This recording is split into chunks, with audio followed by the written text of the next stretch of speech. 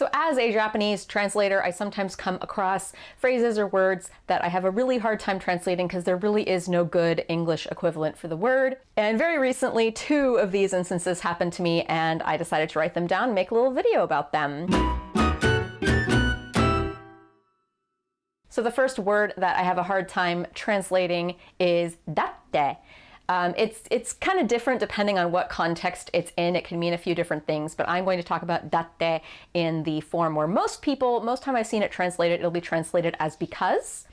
And an example would be something like, actually, the song lyrics to Tenshi ni Narumon, this anime from the early zeros, datte suki dakara, datte datte, datte datte, daisuki dakara. Datte datte, datte datte, daisuki dakara.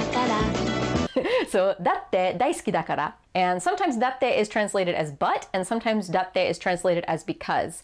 And the reason why it's sometimes translated as but and it's sometimes translated as because is because it's kind of both of those things at once. So, datte daisuki dakara, if you translated it as but or because, it could either be but it's because I love you, or it could be because it's because I love you. So you can see it's kind of redundant. Dakara means because. So if you translate datte as because, it's like because, which is weird. So most people would probably translate that, but it's because I love you. But datte doesn't exactly mean but, it doesn't mean however. It's a little more nuanced than that. So I'm going to give you another example of datte, and one that I actually came across recently. In the last video that I did, I was doing the song lyrics to Moonlight Densetsu, and there's a line in there, datte junjo do shiyou. So datte, literally, so if it's but I am so innocent and pure of heart, what should I do? Or if it's because I am so pure, innocent of heart, what should I do? Both of those are kind of correct, but neither of them is exactly correct. So the way I explained it in the video is it can only really be expressed well as vocal inflection. It doesn't work as well in English, in written English. It works really well in spoken English.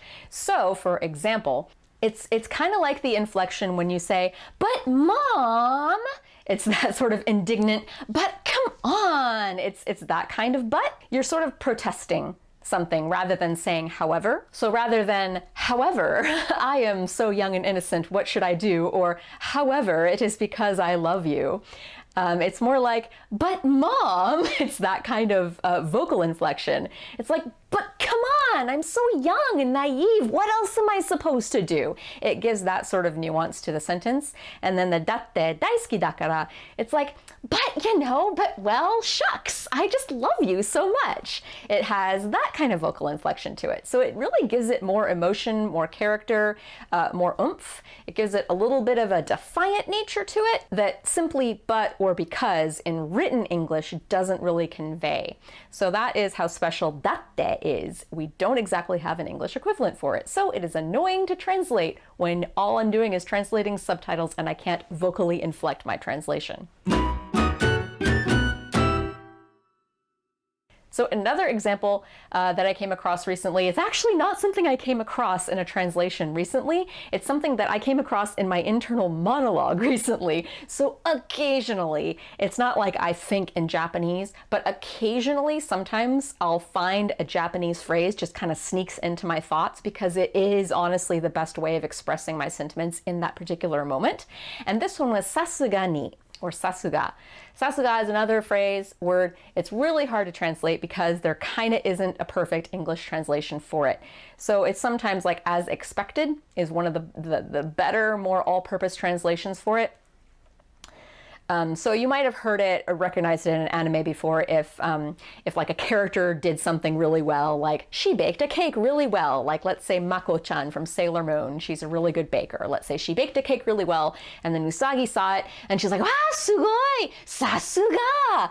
It's like, wow, how amazing that cake is. Sasuga! It's like, wow, I leave it to Jupiter, leave it to Mako-chan. I'm not even surprised. It's as expected. Like she, nobody does it like her. It's that kind of feeling to it. It's this sort of like this, I'm in awe of you. At the same time, I'm not surprised because like this is, the kind of thing that I would expect from you because you are this wonderful. It's pretty much always like a compliment, Sasuga. But if you're using it in a sentence, the instance in which it came into my brain, in my internal monologue, I was working on a project that was due on Monday, a few days ago.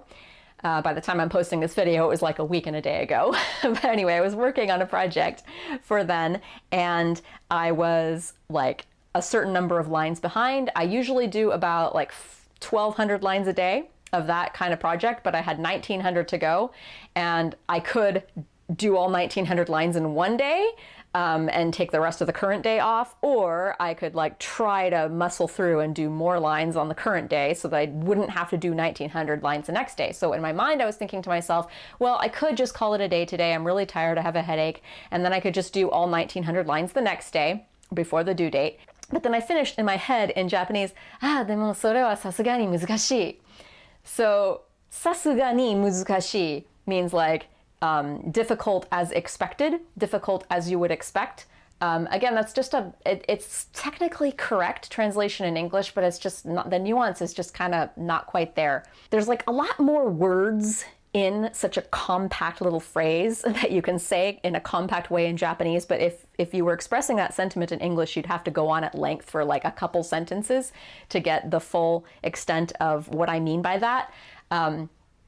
Sasuga ni muzukashii is more like, wow, like even I am not so talented or efficient that I would be able to do that 1,900 lines in just one day. Like even for me, that would be a bit of a stretch. That's kind of more like how I would express that sentiment in English. But in Japanese, I can just say sasuga ni muzukashii, like just 2 words basically. But in English, it's like, that's even too much that's even a bit of a stretch for me to handle. Like I said, you just have to kind of go around that literal translation of as expected and express it in a completely different way. So anyway, just thought I'd share those 2 examples of words that are not that easy to translate into English because they don't exactly have a perfect all-purpose translation.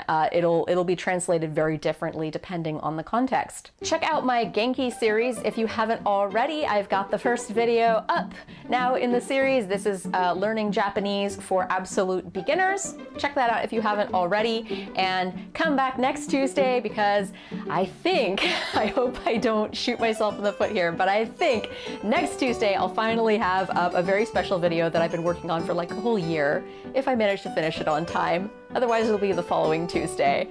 Find out!